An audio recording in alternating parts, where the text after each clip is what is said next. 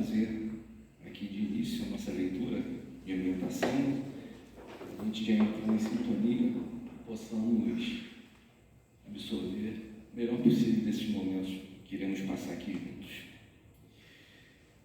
Leitura do livro Sinal Verde, psicografia de Francisco Cândido Xavier, pelo espírito André Luiz. Imprevistos durante visitas. No curso de visita determinada, calar quaisquer apontamentos ou perguntas quando os anfitriões estiverem recebendo correspondência. Ante uma discussão absolutamente inesperada entre familiares, guardar discrição e respeito. Nunca prorromper em gritos ou exclamações se um inseto ou algum pequeno animal surge à visita. Conservar calma sem interferência toda vez que uma criança da moradia visitada entre a receber essa ou aquela repreensão dos adultos. Abster-se de comentar negativamente os pequeninos desastres caseiros, como sejam a queda de algum ou louça quebrada.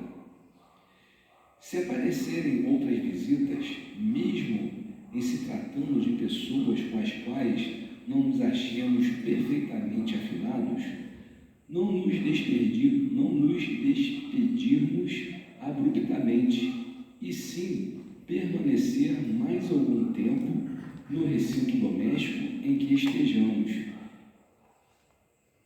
testemunhando cordialidade e acatamento.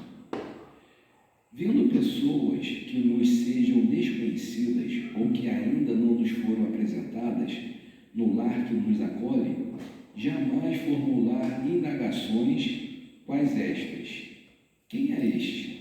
Quem é ela? É pessoa de sua família? Que faz aqui? Ou será que já conheço essa criatura? Se os donos da casa estão prontos para sair, no justo momento da nossa chegada, devemos renunciar ao prazer de visitá-los, deixando-os em liberdade. Quem visita deve sempre levar consigo otimismo e compreensão, para serem usados em qualquer circunstância. Então, vamos levar nosso pensamento a Deus, nosso Pai Criador, e nosso irmão querido Jesus, te pedindo, Senhor, que Tu nos envolva no Teu amor, que possamos apacentar os nossos corações, nossas ansiedades neste momento, te rogando auxílio para as nossas necessidades físicas e espirituais. Envolvido no ambiente desta nossa casa, juntamente com a espiritualidade amiga, responsável pela tarefa da noite, ao qual nós estamos amparados, te rogamos, Senhor, que a Tua paz permaneça nesse ambiente, como em nossos corações, e que com ela possamos dar início à reunião da noite de hoje. Fique conosco, Mestre, hoje, agora e sempre. Que assim seja, graças a Deus. Então, meus amigos, eu vou passar agora aqui a palavra para o nosso irmão Mauro, que vai falar sobre o tema dos desertores. Boa palestra para todos.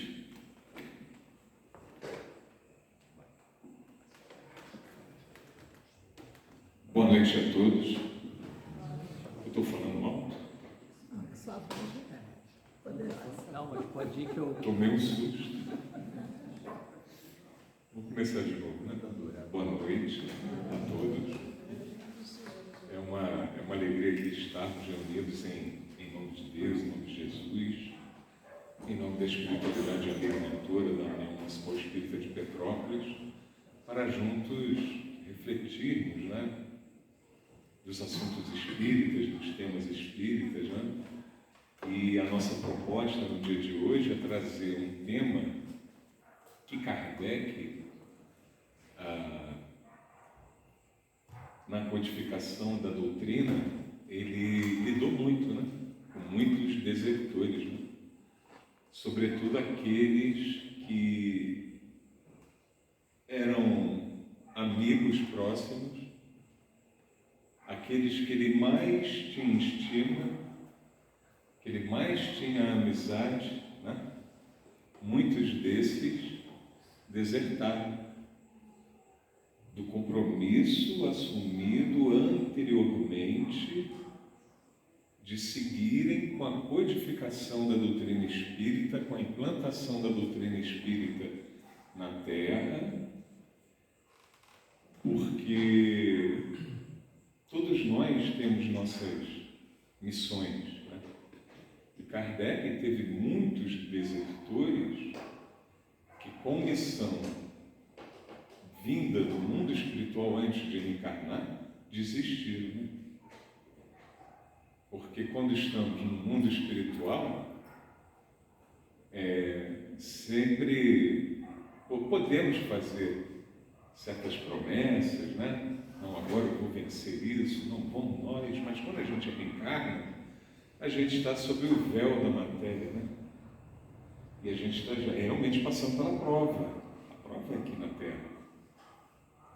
Eu sempre, quando gosto de chamar um tema assim, e sobretudo a gente vem pensando ao longo do tempo, como trazer esse tema que está lá em Obras Póstumas, na segunda parte dessa obra de Kardec, que são relatos dele, apanhados dele, né?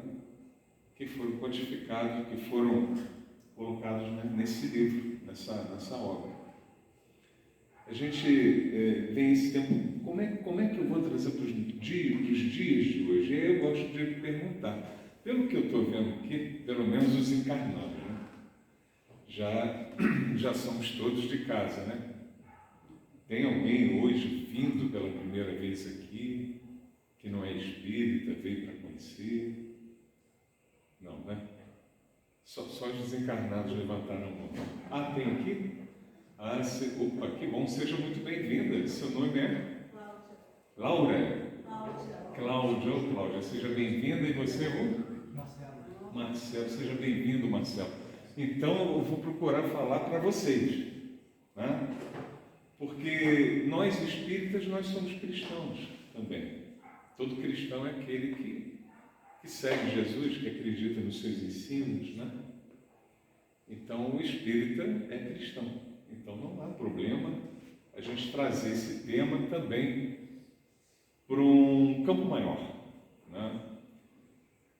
E aí eu lembro da missão de Allan Kardec. A gente lembra que Allan Kardec, ele veio preparado. Na verdade, ele já estava preparado. Ele não só se preparou para vir codificar a doutrina, né? Para trazer a doutrina dos espíritos,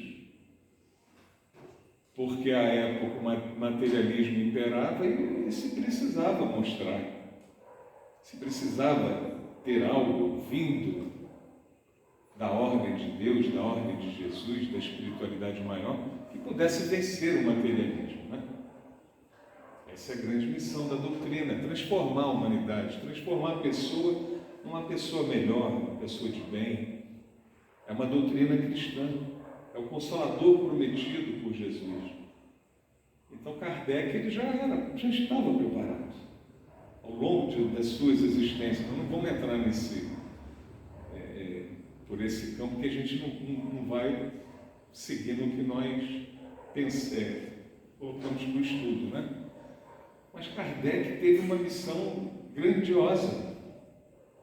E no início Kardec ele ficou resistente, porque o plano espiritual preparou toda uma ambiência para que a doutrina espírita pudesse vir, né? E no início foi pelos fenômenos que despertaram as pessoas, né? As mesas girantes, teve fenômenos precursores da doutrina espírita. Ao longo de muitos séculos, né, antecedeu, Sócrates e Platão também foram precursores dos ensinamentos das ideias espíritas. Então foi toda uma organização da espiritualidade maior para que no momento que Kardec fosse vir, conseguisse mandar passar a mensagem e a doutrina aí sim combatesse o materialismo, né? Que até hoje ainda tem muito, né? Até hoje ainda tem muito. E essa foi a missão dele. De início ele ficou reticente com os fenômenos. Ele foi convidado, Kardec, para conhecer. Na França tinha os saraus que as mesas levantavam, levitavam, giravam, batia, né? Kardec de início falou, não, mas ele como magnetizador que ele era também, da escola de Mesmer, ele falou, não, mas o fluido, ele pode ser manipulado a tal ponto que os objetos se mexam, sem problema nenhum. Mas mesa não tem cérebro, não tem nervo, né? Aí ele entrou também na questão que as mesas, falaram com ele, agora as mesas, além de se mexer, elas estão respondendo as perguntas que se fazem para elas, através de batidas. E a pessoa, às vezes, nem formula a pergunta, ela já lê o pensamento e já dá a resposta. Que eles combinaram os códigos, né? Tantas pancadas é sim, não. A letra A é uma pancada, e fizeram esse código. Foi a primeira comunicação com os espíritos, né? E tinha um médium lá fornecendo o fluido, senão não tinha comunicação também. O Kardec falou, não, isso eu não acredito. Aí quando falaram para ele que a mesa estava respondendo as perguntas, falou, não, isso aí já é de ordem inteligente. A madeira não tem inteligência para isso, né? A mesa não tem. Aí ele foi examinar. E aí ele encontrou o que ele procurava para a existência dele, né? Na existência como Allan Kardec era o seu pseudônimo, né? De Hippolyte Léon Denisard Rivail, um pedagogo francês que estudou na escola de Pestalozzi. Já estou adiantando os slides. Estudou na escola de Pestalozzi, com o método da pedagogia intuitiva, né? Um método brilhante, que era voltado para a criança. Então Kardec, isso tudo foi combinado, foi preparado. Nada foi por acaso. E a grande missão da doutrina, como nós falamos, é transformar a humanidade. Ah, mas se eu não for espírita, eu estou perdido? Não, não está. Porque os ensinamentos espíritas são ensinamentos universais. Não?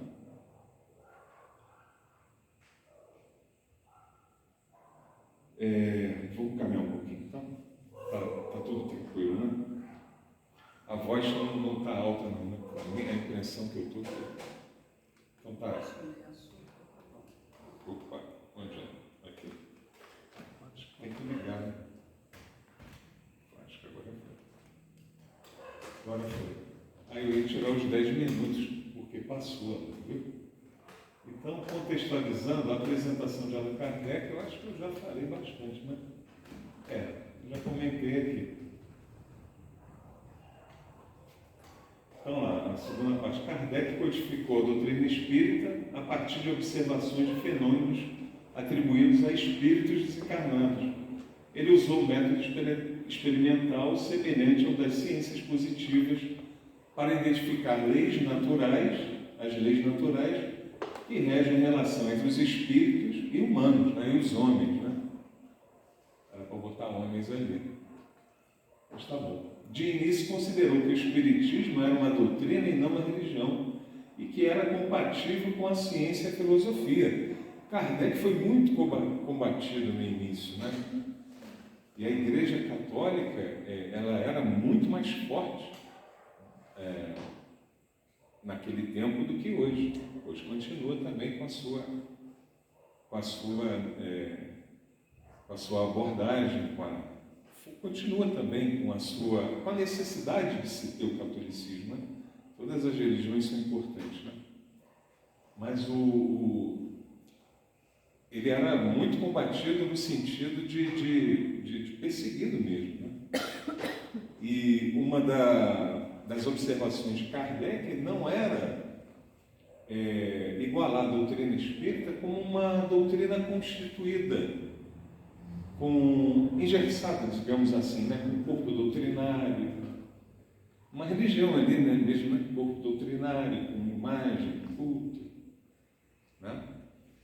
Mas sim, ele deu ênfase na ciência e na filosofia. Tanto é que aqueles que não desertaram, né, no início, que pegaram a tarefa, assumiram, tocaram o movimento espírita, tocaram a casa espírita, eles, desenvolvendo a ciência espírita e a filosofia, naturalmente eles foram para o lado moral, que é o lado religioso, porque em desenvolver a ciência e a filosofia, perceberam que eles precisavam se reformar também. Nós precisamos nos reformar, né? Moralmente, todos nós. Todos nós temos ainda as nossas dificuldades oriundas dos nossos orgulhos, do nosso orgulho, do nosso egoísmo. Né? E aí é onde que a doutrina caminhou para o lado religioso. Tanto é que aqui no Brasil, sobretudo com a ascensão de Chico Xavier, né? Do médium Amor, né? Chico Amor Xavier, o Brasil é o país espírita da religião, espírita, vamos dizer assim. Não que não tenha o lado científico e filosófico, tem. Mas essa parte da ciência e da filosofia ficou mais para a Europa, né? Aliás, o movimento espírita é mais forte no Brasil, é o lugar mais forte. Ainda continuando a contextualizar, então vamos ver alguns princípios básicos da doutrina para a gente ir, né, compreendendo, sobretudo, a missão de Kardec e chegar lá na Obras Póstumas, quando ele começa a tratar dos desertores, né? Por que será que a gente já está mexendo com vocês, né? Por que será que as pessoas desistiam da doutrina, né? Isso tem até hoje, não só da doutrina, mas da Igreja Católica, da Igreja Evangélica, da onde se busca Jesus, da onde se busca Deus. Né? Porque o próprio Kardec foi indagado qual era a melhor religião. Né? Indagaram de Kardec. Tem em passagens na codificação. E quem indagou gostaria de saber, queria que Kardec falasse que a melhor doutrina é que ele codificou a doutrina dos espíritos, né?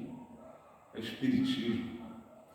Kardec respondeu que a melhor doutrina é aquela que transforma o homem para melhor, no melhor ser humano, no melhor pai, no melhor filho, numa melhor mãe. É aquela onde a pessoa se sente bem, se sente consolada, onde ela se identifica.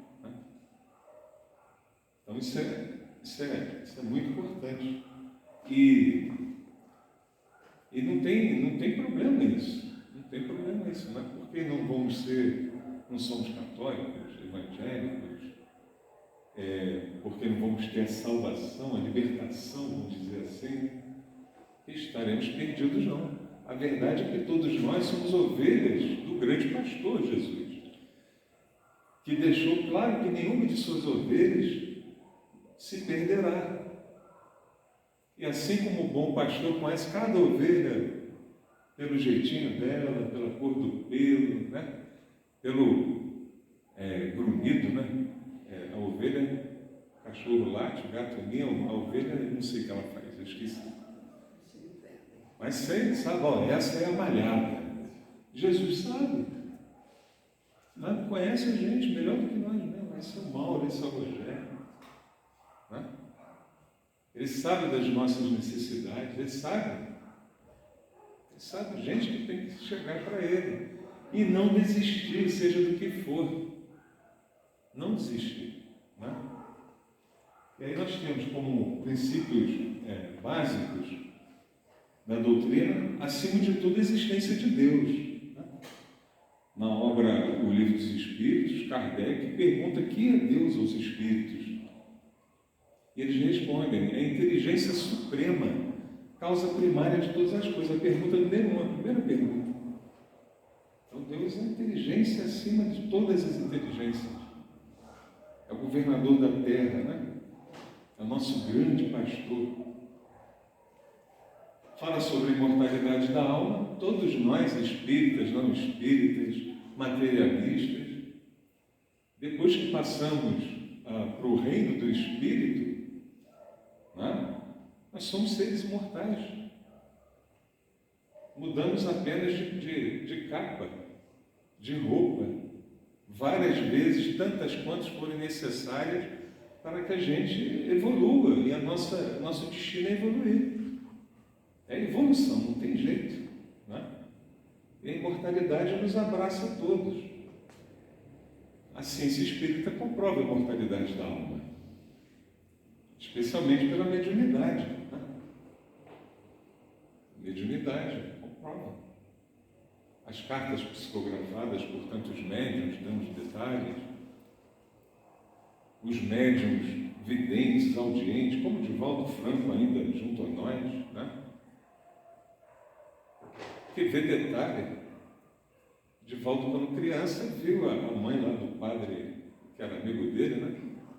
Vocês conhecem essa passagem? Está aqui uma senhora assim, dizendo que é sua mãe. Aí, não acredito. Mas ela está vestida assim, ela está falando isso tem. Aí o padre falou, tem no livro e acho que tem no filme, que ela estava usando alguma coisa. Ela está usando um negócio, está usando um negócio assim, ali é minha mãe mesmo. Um camafeu, isso. Entendeu? Então, né? E nós vemos médios em todas as doutrinas. Eu já fui em reunião com uma médium no Rio, que, nossa, a pessoa nunca tinha ido lá, ela chegava, tem uma energia, a Dona Célia, ela tratava os espíritos como energia. Você conhece a Dona Célia? Tem um galpão com mais de 1000 pessoas, e é muito artista lá e tudo, né? Eu fui lá com a minha esposa conhecer. Foi um casal lá, ela tem uma energia aqui de fulano de tal, e por favor, vem fulano de tal, eles estavam perto de nós. Foi a primeira vez que eles foram, vem fulano de tal aqui, porque o filho de vocês está aqui. Então, ela não é espírita, a Dona Célia era espiritualista. Aliás, a casa dela era espírita, orientação na Kardec, mas depois passou a ser espiritualista. E tinha vários cultos lá, né? Um dia da semana era Umbanda, o outro era o Candomblé. Era interessante o que eles faziam, né? E ela fazia esse bem dessa forma. O casal saiu de lá renovado. Chegou o casal lá, não acreditava que... Quantos que não pensam em ir junto com os filhos, né? Olha só. Estavam desistindo da vida, através da mediunidade, ela dá detalhe. Ela fala, vocês moram no endereço tal, o telefone de vocês é tal. Olha, o filho de vocês está falando, ela falava assim mesmo, o filho de vocês está falando para pegar as coisas que estão lá no quarto. Aí dava detalhe dos pertences que foram dele na terra. E olha, está falando para dar para fulano. Um amigo dele vai se fazer bem para ele. Dá para a instituição de caridade. Gente, quem não acredita nisso? Né? A gente tem pessoas que falam que ela não acredita, só vendo. Tem pessoa que vai ver e continua sendo teimosa, né? Mas não tem como não acreditar. Né? Kardec codificou isso tudo, organizou esses fenômenos, e no início ele precisou de muita gente para auxiliar. Né? Foi ali que nós falamos, que muitos se comprometeram antes de reencarnar, para reencarnar junto a Kardec e conseguir fazer com que ele implantasse realmente a doutrina espírita na Terra, um movimento que está aqui até hoje, né? E que foi implantado aqui para o Brasil. A reencarnação é um fato que abraça a todos também. A reencarnação é estudada por cientistas, né? É comprovada. Tem várias obras que comprovam a reencarnação de cientistas, que reúne material jornalístico. Né? Estou lembrando do Steven, esqueci o nome. Ian Stevenson. Ian Stevenson. Ian Stevenson. Ele foi lá na Dona Célia. Sabe? Foi estudar a Dona Célia, ele esteve lá. Tem um caso que ele estudou de uma criança, não sei que país da Europa, a criança de 3, 4 anos falava, essa família não é minha. Esse pai não é meu, essa mãe não é minha, eu não sou daqui, eu sou de tal lugar, assim, assim, assado, eu sou isso, eu sou aquilo. A família dele ainda estava reencarnada, né? Ainda tinha parente reencarnado da outra existência. Aí foram pesquisar, foram nos jornais, foram no endereço que a criança falava e encontraram a família.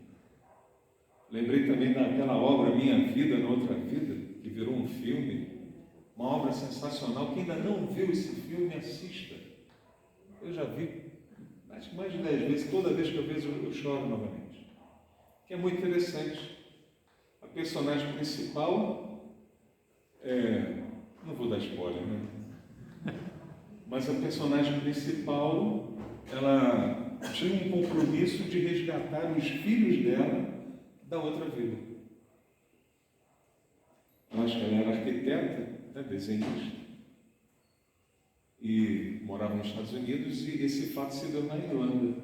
E ela tinha vários sonhos, ela sonhava com a família dela, da existência passada. Os filhos dela, da outra vida. Os filhos dela. Eu já vi mais de 10 vezes. Eu conto esse filme de trás para frente, do meio para trás, do meio para frente. Mas eram os filhos. E ela encontrou todos os filhos. Porque ficou, né? Não vou dar isso. E ficou algo a se resolver com ela. Né? Então vamos caminhar aqui. A comunicação com os espíritos, muito natural. Os espíritos se comunicam com a gente a todo tempo. E às vezes a gente nem percebe. Às vezes alguma dificuldade que a gente tem algum merecimento, né? Aí vem aquela ideia na nossa cabeça. Faz isso, vai para a direita, vai para a esquerda, ou procura fulano, né? Fulana, você vai resolver. Aí vem, eu tive uma excelente ideia, eu vou fazer isso. Foi o espírito protetor, o anjo da guarda que auxiliou. Né? A pessoa orou, está passando alguma coisa, fez aquela oração fervorosa, chegou no alto, analisaram quem é o espírito protetor dele, né? Esse, vai lá e atende. Ele pode ser atendido. Eles se comunicam de forma velada e também de forma ostensiva. Existem os médiuns ostensivos que têm compromisso com a mediunidade, que trabalham nas reuniões mediúnicas. Tem os médiuns que trabalham nos hospitais, né? Os médicos, os enfermeiros, que trabalham em todos os lugares, em todas as profissões. Mas tem aquele que vem com a mediunidade ostensiva que precisa trabalhar, no sentido de se resgatar a si próprio, né? De redimir o seu passado de erros clamorosos, como nos diz Emmanuel, mentor espiritual de Chico, a obra Emmanuel. Quem são os médiuns da atualidade? São aqueles que erraram sobremaneira, abusaram do poder, abusaram do seu magnetismo próprio e benefício próprio, né? E aí vem nessa existência como médium, para estar envolvido com todos aqueles que desviou no passado, com todas aquelas situações difíceis, e pelo trabalho hoje desinteressado do bem da mediunidade. Né? E a lei de causa e efeito, de ação e reação, recebemos do universo exatamente o que a gente dá para o universo. Se nós plantamos feijão no nosso quintal, não vai sair ali daquela plantação, não vai sair abacaxi. Né? Se a gente planta abacaxi, vai dar aquela crista lá, a gente vai colher abacaxi.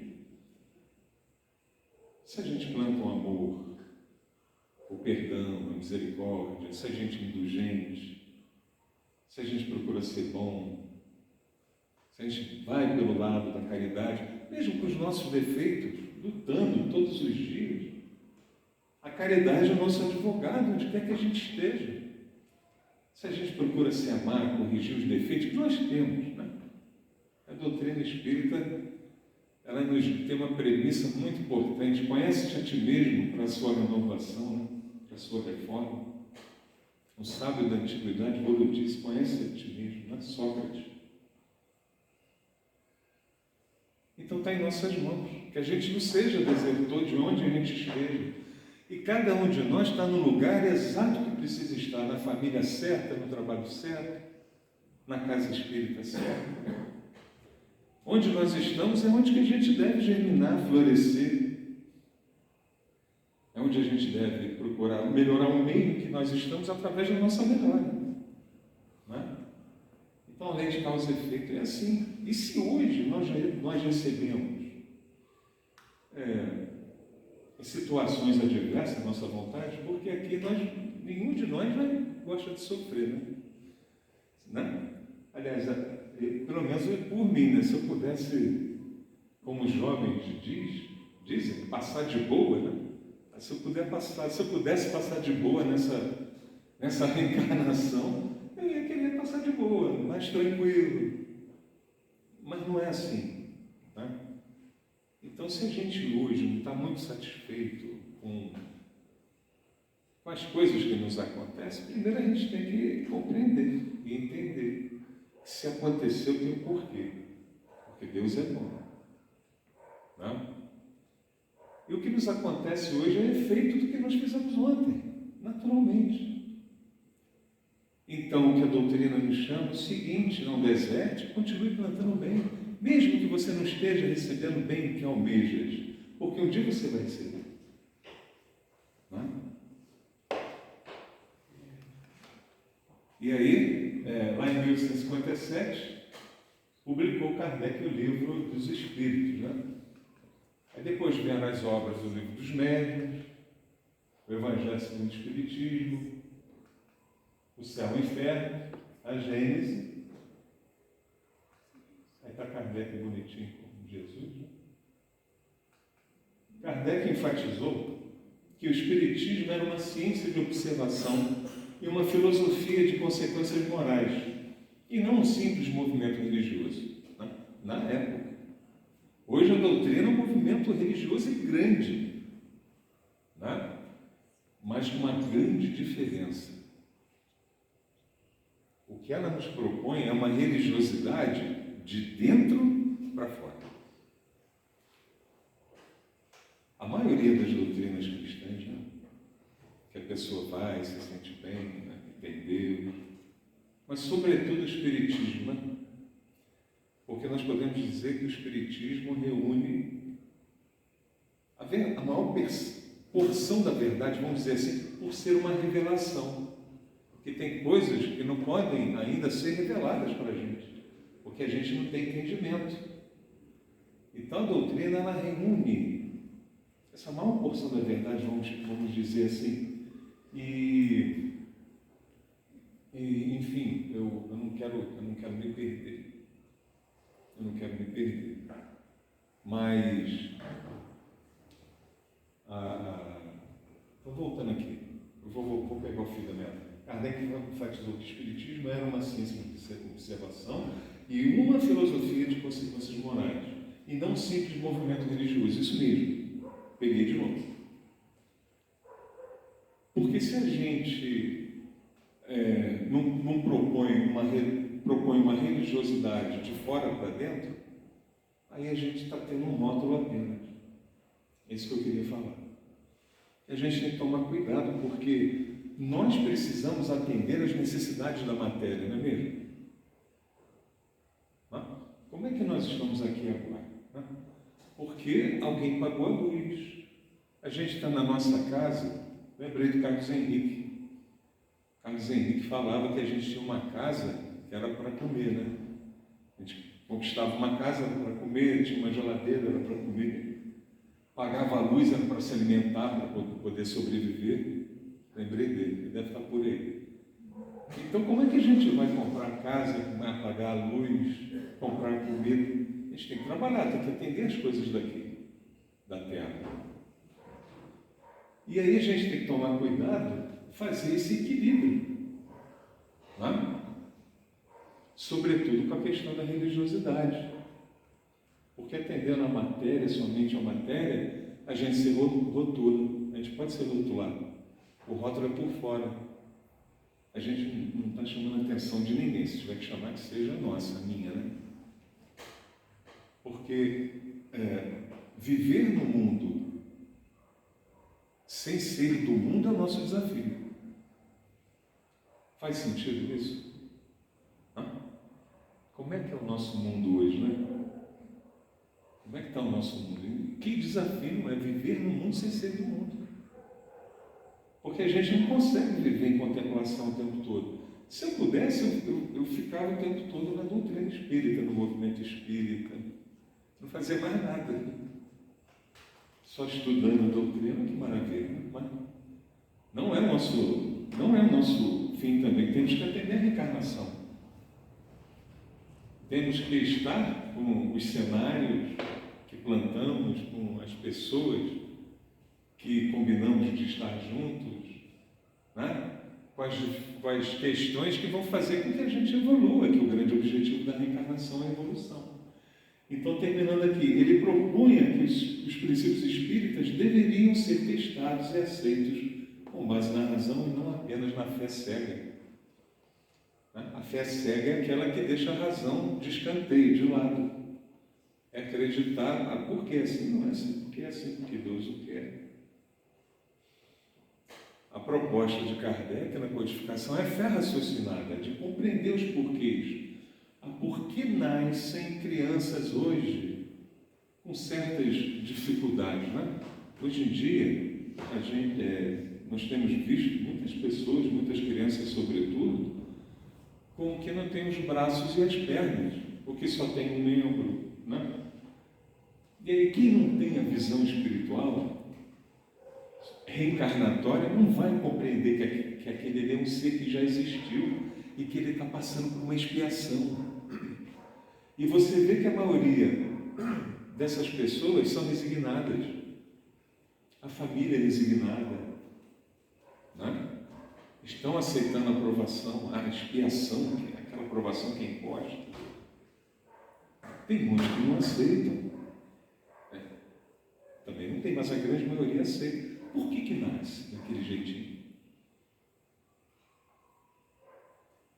A gente já ouvimos várias respostas absurdas, né? Porque Deus assim quis. Né? Aí se a gente for analisar, esse Deus não é bom, né? Nos cria perfeitos, uns perfeitos e outros com esse problema. Esse Deus não é justo. Então, com a reencarnação, ele está se ajustando com as leis divinas. Ele se encarnou aos 65 anos de idade em Paris, no dia 31 de março de 1869.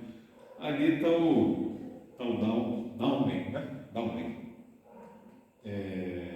Lá no cemitério de Rilanchas, é assim que fala? Falei certo.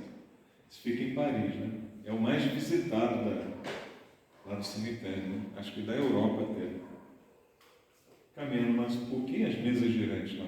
Pegamos uma imagem das mesas girantes e dançantes, essa ali é a mesa dançante, ela flutuava. Os médicos ficavam em volta da mesa, com a mão ali, a mesa flutuava e começavam a responder as perguntas. Né? Agora que nós vamos entrar, estou entrando num bom momento. 22 minutos, podemos ir até as 10. 10h30. Eu já sei que eu tenho 5 por agora.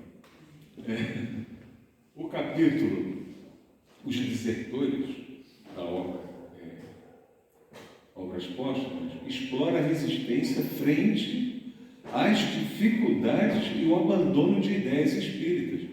Kardec é época. Como é que nós podemos trazer isso para os nossos dias? Né? Abandono de ideais espíritas.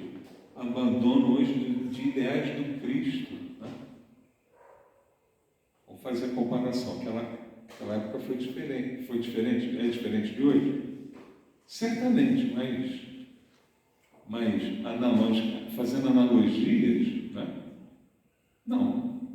E aí a gente lembra que muitos de nós estávamos lá também, né? Talvez alguns de nós aqui tenham sido desertor lá de Kardec.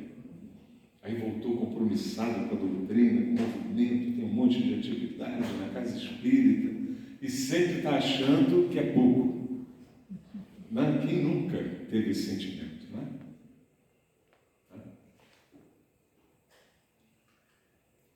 Obras póstumas, uma coletânea póstuma de textos e anotações de Kardec publicada após a morte, após a desencarnação dele, que revela o lado humano e os desafios enfrentados na codificação. Obras póstumas é muito interessante, né? Muito bacana. Né? Tem um capítulo que eu gosto muito lá, tem um estudo que como combater o orgulho e o egoísmo. Nossa, sensacional. Teve uma época da minha vida que eu andava com o livro para todo lado, eu sempre olhava o livro, eu sempre estudava o livro. Tem que entender melhor isso. Eu sempre me apegava na parte que Kardec falava assim, que o orgulho e o egoísmo é de ordem natural. Não é? Faz parte da gente para atender a lei de conservação. Falei, que bom. Então é de ordem natural. Então eu posso ser orgulhoso e egoísta. Aí ele diz, não, o problema é a exacerbação.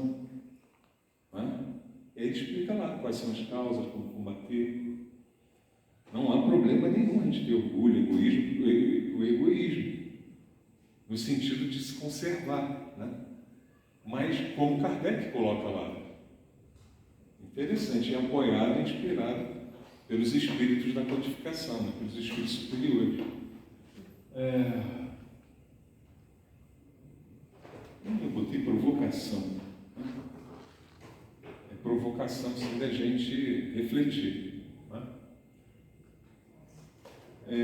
Então vamos lá, leitura e uma provocação, trecho do capítulo que está lá nos desertores.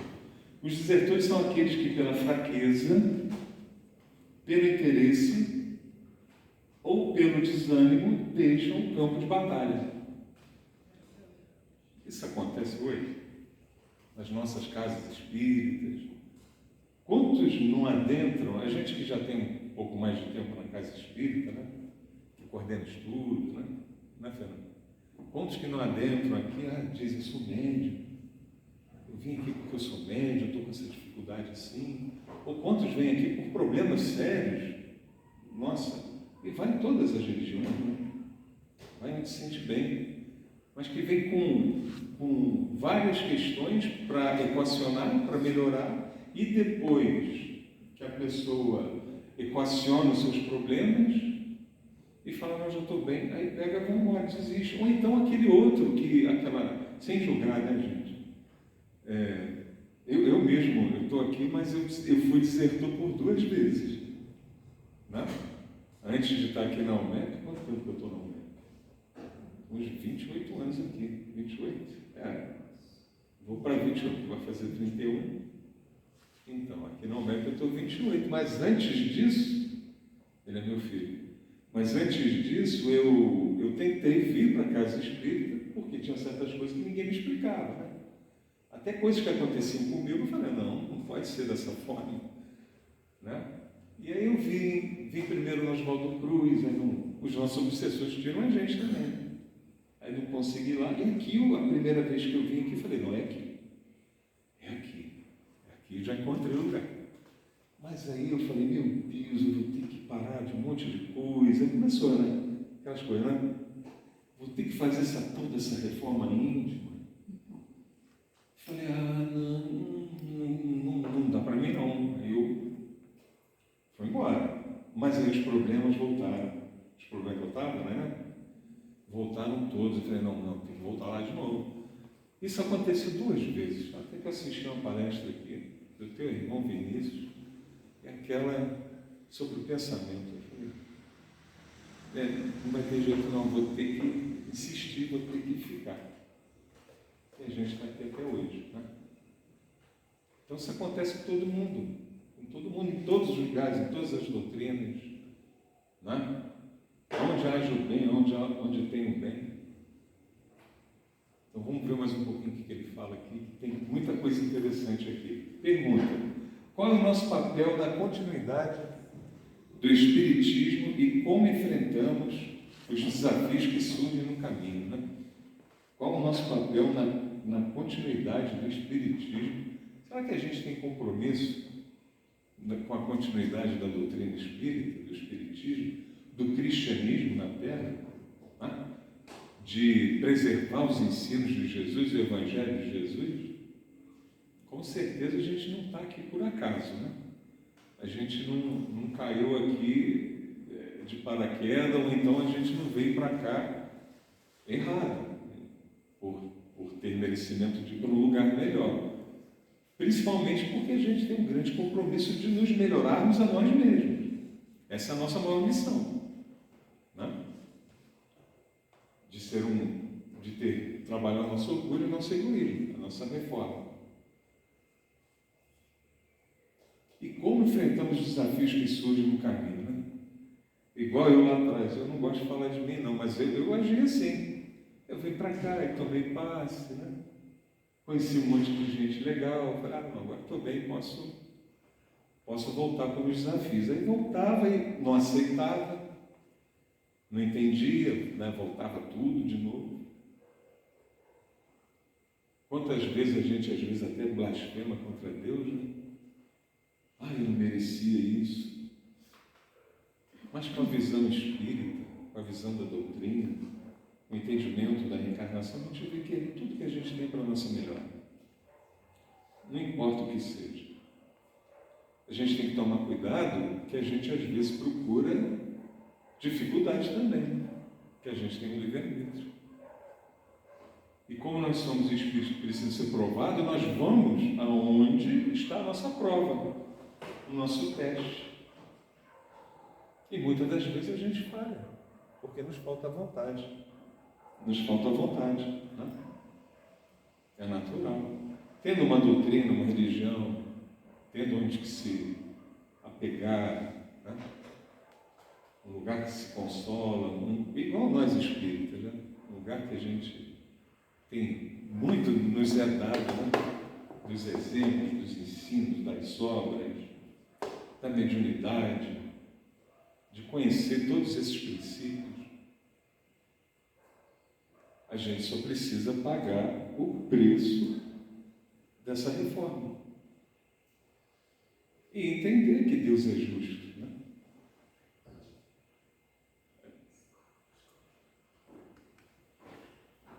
Eu já tinha passado ali, já. Continuando no contexto do livro, agora do livro Obras Póstumas, explicação sobre a estrutura e propósito do livro, dividido em anotações íntimas, projetos e obra, depois que Kardec desencarnou, né? Projetos inacabados e reflexões doutrinárias, revela os desafios, oposições e deserções enfrentados por Kardec enquanto consolidava a doutrina. Continuando ainda contextualizando aí nos desertores, né? Aí agora está falando do movimento espírita. O que é o movimento espírita? O movimento espírita, só para lembrar, todos sabem, né? O movimento espírita é o que fazemos, são as visitas nas casas, são os encontros, né? O movimento espírita é uma coisa, a doutrina é outra. Então, o movimento espírita é a nossa confraternização, né? São as nossas federativas, organizando através da Federação Espírita Brasileira todo o corpo doutrinário da doutrina, para o que se fala lá em cima, no norte, naqueles lugares que tem uma casa espírita, tem que pegar barca, andar não sei quantas horas, é uma casa espírita lá no Amazonas, lá em Manaus, né? Aí uma casa espírita de madeira, flutuante, mas chega lá, a palestra é como aqui, né? É um movimento organizado, né? Preservando os ideais espíritas, os ideais da codificação e a pureza doutrinária. Isso é um movimento espírita. E quem faz somos nós, né? Então, Kardec via momentos de intensa crítica e abandono de colaboradores, o que motivou sua reflexão. Quem são os desertores? Né? A gente já comentou mais ou menos aqui. Né? Quem são os desertores dos dias de hoje? Né? A gente tem que caminhar com circunspecção, quem fala assim é Kardec. Né? Caminhar com circunspecção é pisar em ovos. Né? O ovo é delicado, se pisar forte ele quebra. Para senão a gente entra num campo do julgamento, né? E aí a gente esquece de ver a trave que está no nosso olho, né? Aquela dificuldade que a gente precisa também, né? De enfrentar. No texto, Kardec classifica como desertores aqueles que abandonam a doutrina espírita por fraqueza moral, medo de julgamentos ou oposição, né? E aí tem muita coisa aqui que a gente não pode descartar também a influência dos espíritos que não querem o nosso progresso. Tem essa questão também. Esse assunto, quando eu vi que a Isaura... Hoje eu estou substituindo o Léo que ia falar hoje. Acho que ele não pôde. Quando ela me passou e pediu, eu falei, gente, isso dá um seminário, né? Dá para reunir o movimento espírita, a gente fazer um monte de abordagem, grupo de estudo e ficar horas, dias debatendo. Dá para fazer um congresso espírita. É muito interessante, né? E aí, fraqueza moral. Kardec está falando, né? Quem nunca teve uma fraqueza moral? Desânimo, incapacidade de lidar com as dificuldades do movimento. Ele está falando com a dificuldade do movimento, mas não pode ser dificuldade do dia a dia, de nós no nosso templo religioso, na nossa casa espírita, na nossa casa religiosa, não é? Interesses pessoais, busca por ganhos materiais ou poder. Gente, os espíritos que querem nos desviar da nossa reforma íntima, eles nos atacam muito por aqui, busca por ganhos materiais ou poder. A gente tem que trabalhar na matéria. Isso não tem como. Né? Mas não é só a matéria. Então, eles nos inspiram. Quando a gente está numa sintonia ruim, nós temos também do lado de lá, assim como nós temos aqui na Terra, pessoas que ainda estão no mal, que ainda não se reformaram, que ainda não estão no bem, porque nosso destino é um dia sermos espíritos evoluídos, totalmente despojados de qualquer maldade, sermos espíritos bondosos, caridosos. Do lado de lá também tem, e que nos inspira quando a gente entra na sintonia do pensamento com eles, para desistir das coisas. Eles falam, nas nossas reuniões mediúnicas, eles vêm falando, eles falam pelos médios, né? Olha, isso não adianta para você.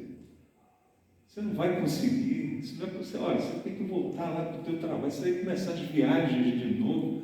Para com esse negócio de doutrina espírita, e tomar passe na casa, assistir a reunião pública, que isso? Você está perdendo tempo, você está indo lá, está deixando de ganhar dinheiro. Contos que a gente não vê aqui, ao vivo é a coisa que acontece, não posso, estou sem tempo. E a gente consegue um tempo para Deus, para Jesus. A gente consegue um tempo para a nossa espiritualização, seja na doutrina que for, onde a gente se sinta bem, na casa que a gente se sinta bem. Essa mudança, né? Trazer essa religiosidade que Kardec comenta nas obras, de dentro para fora, né? É desrotular. Né? A melhor doutrina que tem é o amor acima de tudo, né? É o bem, é o bom, é o belo, é a caridade.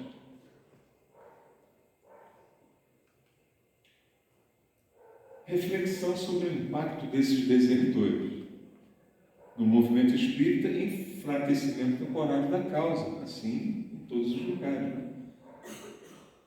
E a gente passa por esses momentos de obsessão coletiva, isso é normal em todos os movimentos religiosos, não é?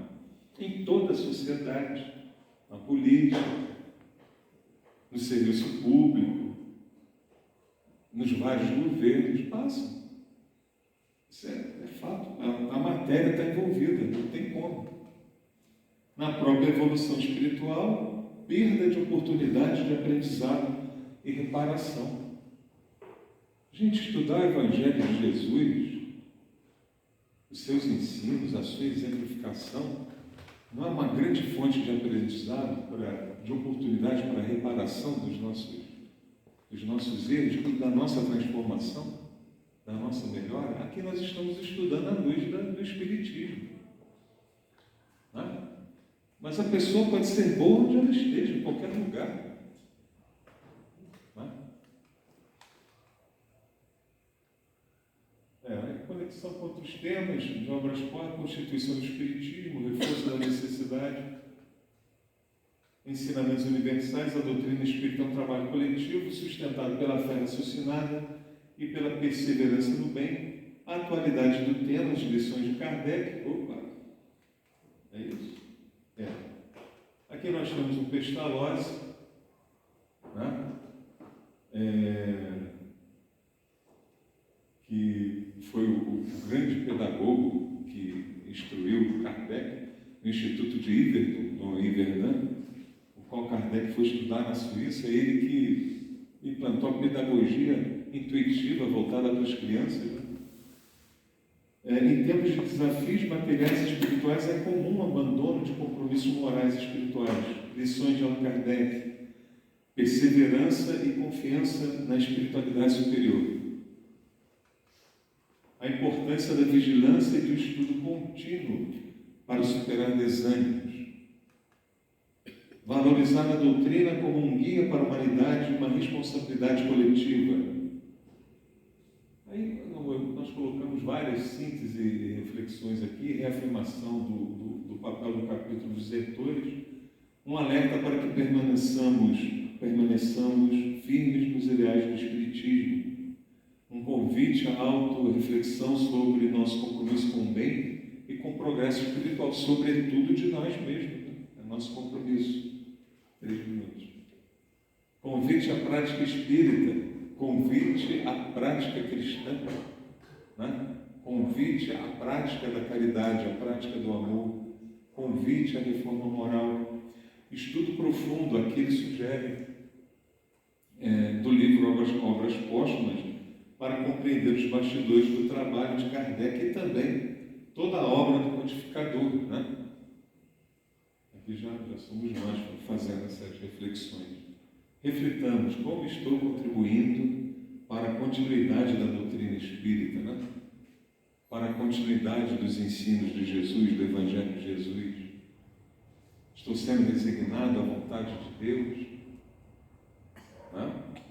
Estou procurando compreender o meu momento, porque aqui estou, porque tudo que me vem é o melhor para mim. Né?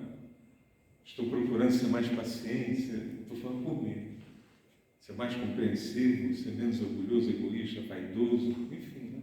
São essas coisinhas que a gente tem a trabalhar em nós, que muitas vezes a gente não vê, não enxerga.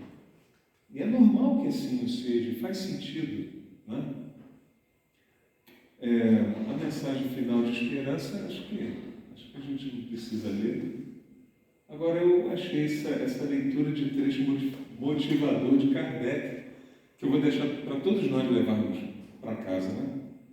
Para os nossos corações. Vou ler 2 vezes para codificar mesmo na nossa mente. Né? A doutrina espírita triunfará porque está apoiada nas leis imutáveis de Deus. A doutrina espírita cristã, a doutrina espírita triunfará porque está apoiada nas leis imutáveis de Deus. Meus irmãos, como eu falei, né, a gente não tem a pretensão de trabalhar, não tem como acabar um assunto desse. Né? Cada um com certeza tem uma reflexão, mas eu desejo de coração que cada um aqui hoje, encarnado e desencarnado, saia com um pouquinho para refletir, né? Assim, do momento em que está, o que pode melhorar, o que pode contribuir para a melhora da humanidade, sobretudo para a sua melhora interior. E eu desejo que todos tenham muita paz, Jesus no coração e muito amor.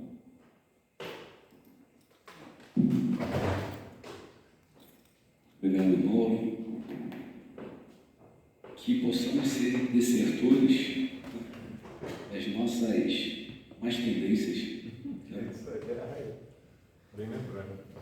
Bem, gente, te agradecemos, Mauro, pela apresentação. Nós vamos pedir a nossa amiga Dani fazer a nossa prece de encerramento. E no final da prece, vou passar aqui alguns comunicados e daremos início à segunda parte, que é um passe. Ok?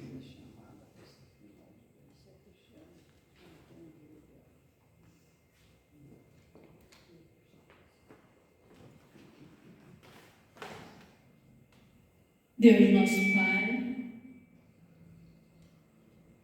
Jesus nosso amigo, amigos desta casa de amor, espiritualidade, amiga, muito obrigada, Senhor, pelo estudo desta noite, preparado com tanto carinho pelo nosso amigo Mauro, que nos trouxe um pouco sobre esse nosso grande referencial, esse amigo Allan Kardec. Que possamos refletir sobre tudo que foi dito aqui, sobre os trechos trazidos, refletir sobre a importância dessa doutrina em nossas vidas, esse divisor de águas nas nossas existências. Como ele bem disse, esse momento em que passamos a olhar para dentro de nós, procurando em nós o que pode e deve ser modificado para que sejamos pessoas melhores. E assim, aproveitando a oportunidade desse momento, nós te agradecemos, nosso amigo Allan Kardec, pela tua missão tão bem cumprida. Que essa paz que sentimos nesse ambiente, essas boas vibrações, possam servir de medicamentos a todos nós, nas nossas dificuldades, nas nossas questões de saúde orgânica e espiritual. E que essas boas vibrações possam ser levadas também àqueles que amamos e que não estão aqui. Muito obrigada, Senhor, por tudo. Fica conosco. Que assim seja.